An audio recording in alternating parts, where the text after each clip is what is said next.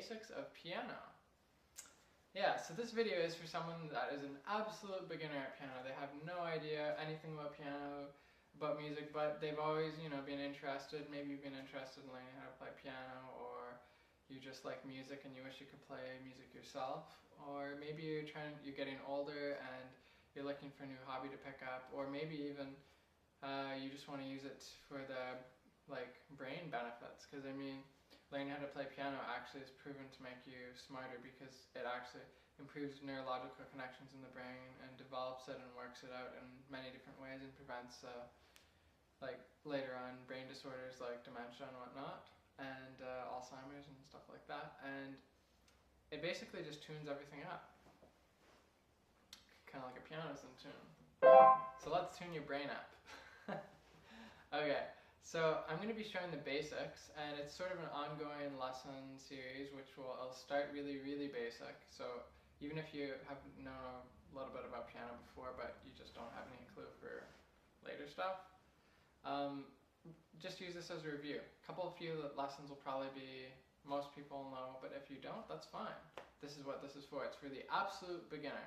If you have never taken piano in your life and you just want to learn. And then eventually it's going to go on and on and on, and it'll show you things that you probably don't. Alright, so let's get right into it. So the first thing I'm going to cover is fingers. Your finger numbers. Ooh. So your fingers actually have numbers or names so that we can know which finger we need to play on the piano by writing it on the sheet music. Later on in later lessons I'll teach you guys how to read sheet music and stuff like that. So, but for now, let's just leave that. That's what we use it for, is to tell our finger, be able to communicate which finger we want on which. Instead of going like, oh, well, that finger on your right hand goes there. It would be too vague.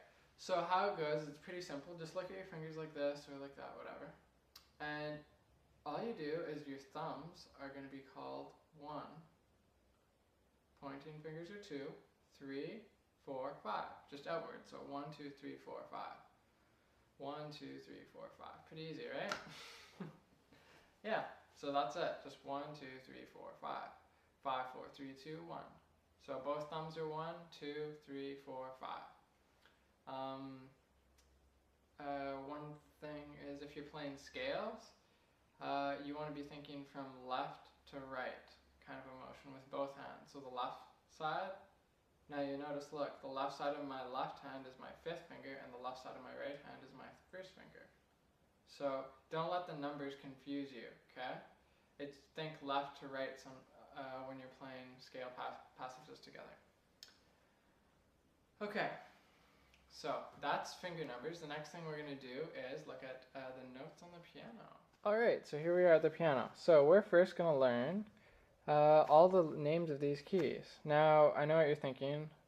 Andrew, there's a lot of keys here. Are you sure we're going to have time to learn all the names of them?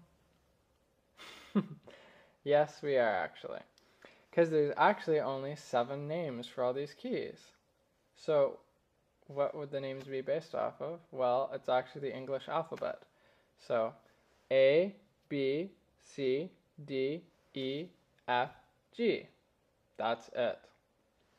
So, there are actually 88 keys in this whole piano. So somehow 7 letters can't really, 7, 88, there's something wrong here. Unless they just repeat, don't they? So this actually repeats from here to here. So on a standard piano, like a full-size standard piano, like a grand piano like this, or a full standard regular piano, there's 88 keys. Other keyboards have different amounts of keys, but this one just has 88, okay? Alright, so at the very bottom of an 88 key keyboard is an A. So it starts at the first letter, with the first note. Because this is actually the first note, because it goes this way in piano. It's always going from left to right, just like when you read. So this is the bottom, and that's the top.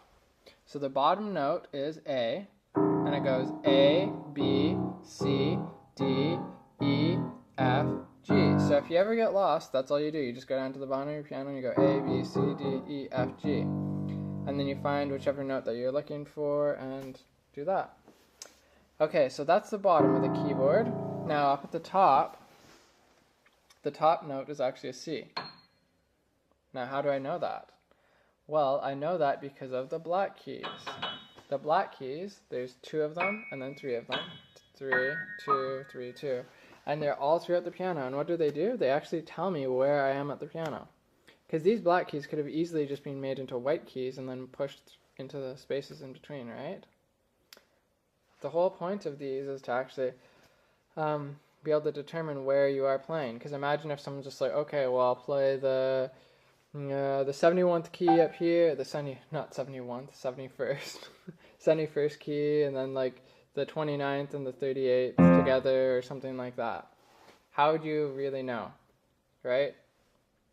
Because there would be no way to count that this is A or C or whatever unless you have these, because that actually shows the shape of the key and it gives you an idea of where you are. So that's actually how you find the key you're looking for when you're playing on the piano. Now, this is the easy way, like the fail-safe way is just to go A, B, C, D, E, F, G. And then I have a couple tricks for learning how to memorize those keys. So to find a C, which is the most important key, basically, well, it's not really the most important, but it's the most centrally used. So there's the C up at the top, the A at the bottom. Now in the middle, we have what's called middle C. And that's middle C right there. All we do is we look for 2 black keys, and then to the left of that. And that's C. Now, if we're going to find A, so A would be you find 3 black keys, and then go to the middle one of the 3, and then go to the right. So 3, middle, right. Now we go somewhere else. 3, middle, right. That's an A. These are all A's. And those are all A's. Okay, so A starts there. If you ever want to find, you want to just count up the letter of the alphabet, you just go find those 3 black keys and go A, B, C, D, E, F, G. A, B, C, D, E, F, G. So that's how that works. Now, there's other ways to memorize them, because eventually you want to make it so that you can just look at a key and know its note name. So I've done that with people in my lessons. Like the first lesson, they know all the keys on the piano and they can hit the keys. So it is possible to learn it very quickly if you just want to. The biggest part of piano, just like anything else, is the amount of determination you have to learn it. So it's mainly up to you and how much you practice. And then the information I give you, you can use as tools to speed up your progress. Okay, so this is C. That's A. So A is to the right of the middle black key. And C is to the left of the 2 black keys. Now, we have another one called F. So we go 3 black keys to the left. So look at this. C and F look very similar, don't they? They almost look like copies of each other. If you only had 2 black keys here and 2 black keys here, they'd look identical. So what we actually have to do is we have to see the difference between this is 2 black keys and that's 3. So people can get those 2 confused. So that's why I try to teach them at the same time to explain the differences so that they don't get confused. So C has 2 black keys and F has 3. That's the only difference because they look exactly the same. Okay? Now the other 2 lookalikes are the E key and the B key. So E and B. Fun, eh? So E has 2 and B has 3. That's basically it. E's got 2, B's got 3. And that's all you can do. So you go back and forth between those. Try testing yourself like that.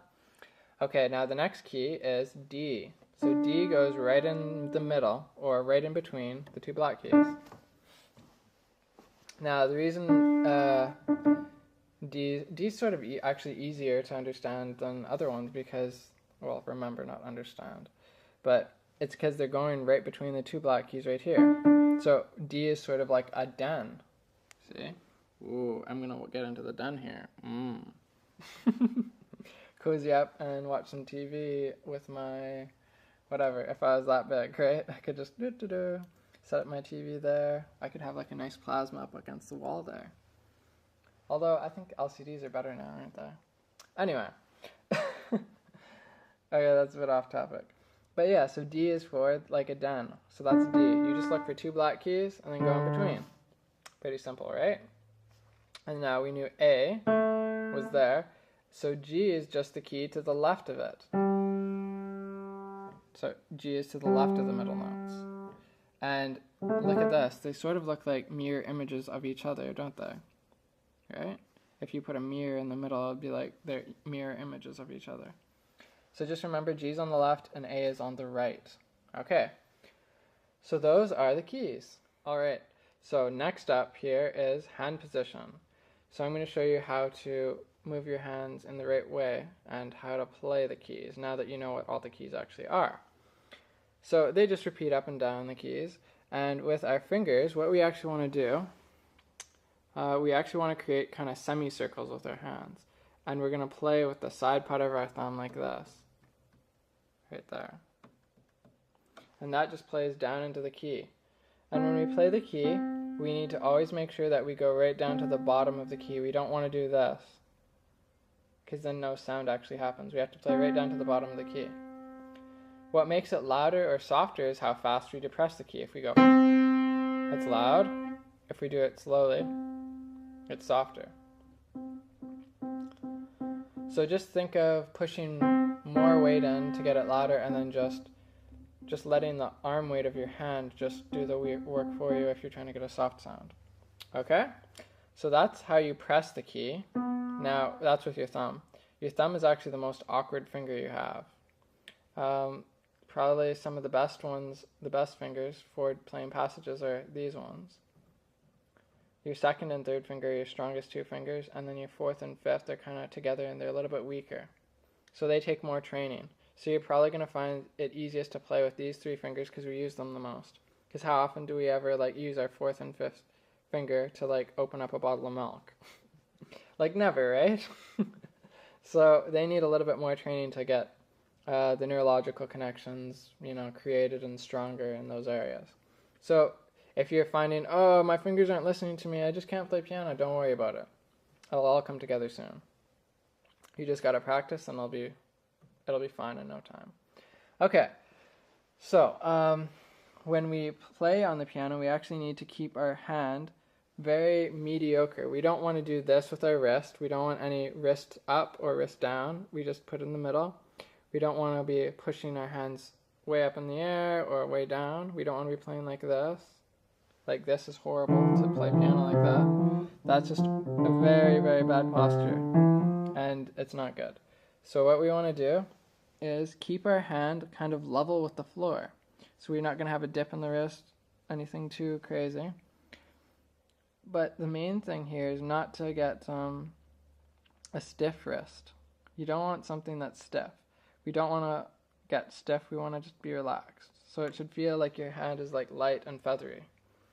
Okay, so keep your hand level with the floor, and then your fingers are sort of like bridges or archways.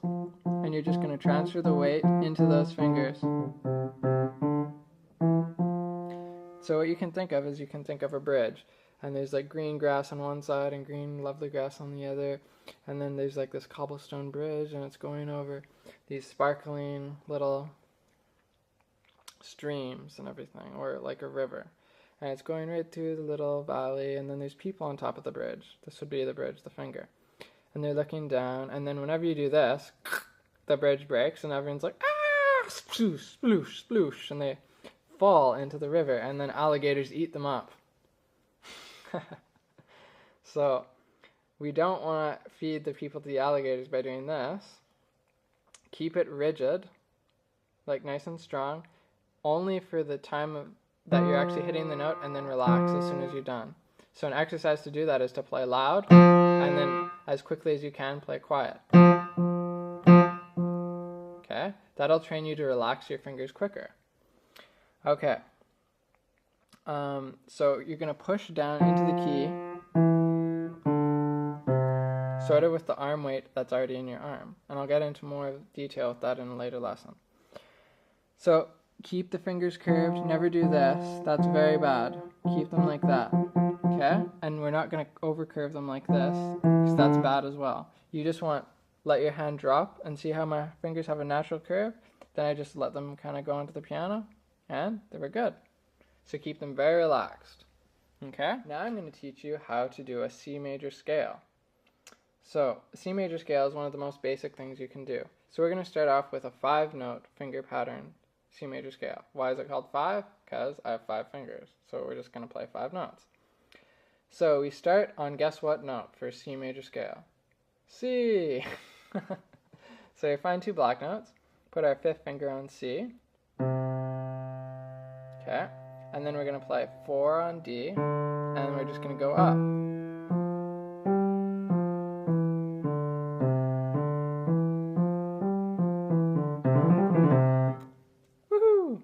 Okay, now, we actually want to be able to get to here, though. That's a full scale right there. We need to get to the next C. So we start on a C and then we end on a C. So to do that, we actually have to do something called a tuck. So we're going to do the first 5 notes. And then, as we do this, we're actually going to keep our hand like this and move it over. And our thumb's going to slide underneath. And as you do this, you have to keep your hand flat.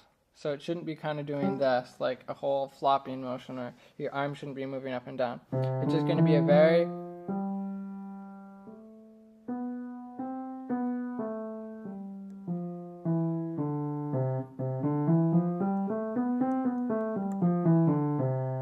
Okay. Alright. Now keep in mind that when I'm doing this, I'm also trying to film at the same time, so give me a break if my posture or something is wrong with the fingers. That's how it should look. So the tuck can be the trickiest part for some people, and they have some problems with it. So what I suggest for an exercise for that is do this. So you're going to play your 2nd finger, then your thumb, and then you're going to move over. So it should be a very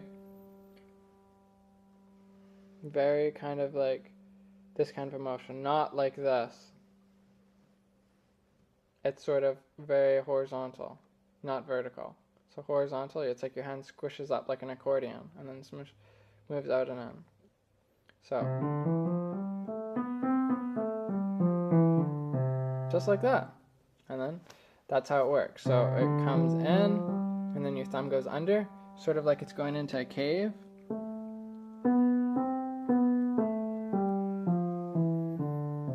And that's a C major scale. It goes from C to C. Okay, so when you're doing it, you should aim for a nice tone, so all the notes should sound even. You don't want this.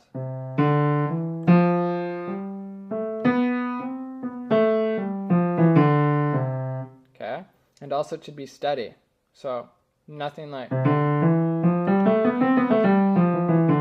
that's just horrible. So it should be steady. And all about the same volume. That'll create a nice singing tone. Like you want to listen to your playing while you play, because it's very important that you judge how your notes are sounding.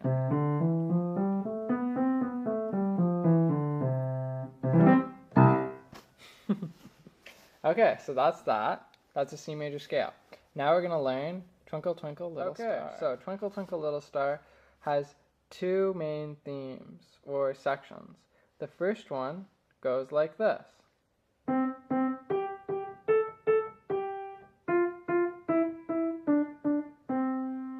That's the first theme. I'll play it one more time.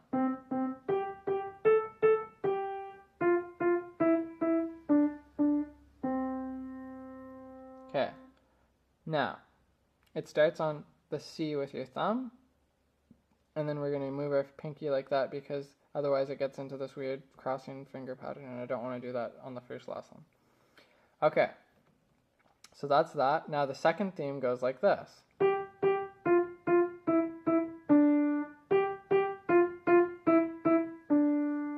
So you're just playing each note twice, so like G, G, F, F, E, E, D. Now when I'm actually doing this, I'm not thinking the actual letter names, I'm just thinking down, down, down. Because I'm just going down and up and down and up. So try to think of direction instead of the actual note names. Only think of the note you're starting on and the note you end on. That'll cut down on the amount of work your brain has to do, and it'll simplify everything. Okay, so now that we know those 2 themes, we just do it in this order. We do 1, like theme 1, theme 2, theme 2, theme 1. So watch this. And then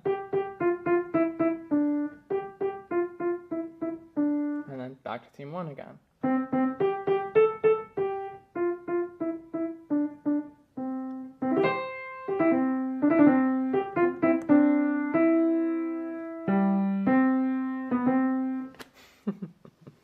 Just adding in a little extra there for you. Okay, so that is Twinkle Twinkle Little Star. Okay, well, I hope you enjoyed the lesson there, and I hope you guys learned some things, and we'll have some stuff to practice. Yeah, so one thing I want to point out before we finish here is, I know I taught you a song here, but the main purpose of these piano lessons isn't to teach you a whole bunch of songs. You know why? Okay, people have probably heard this parable or story before. Give a man a fish, you feed him for a day. Teach a man how to fish, and you feed him for a lifetime. So my whole philosophy or goal here with the piano lessons isn't to like feed you fish into your mouth or songs. Like, here's another song for you, and here's another, and just eating all these things. Because then what happens is you have to be dependent on me to give you another song. And then that puts you in a system of where I have to teach you the songs, and then you can't learn whatever song you want to on your own. Which kind of sucks, because then what happens is you want to learn a song, and I'm teaching this song.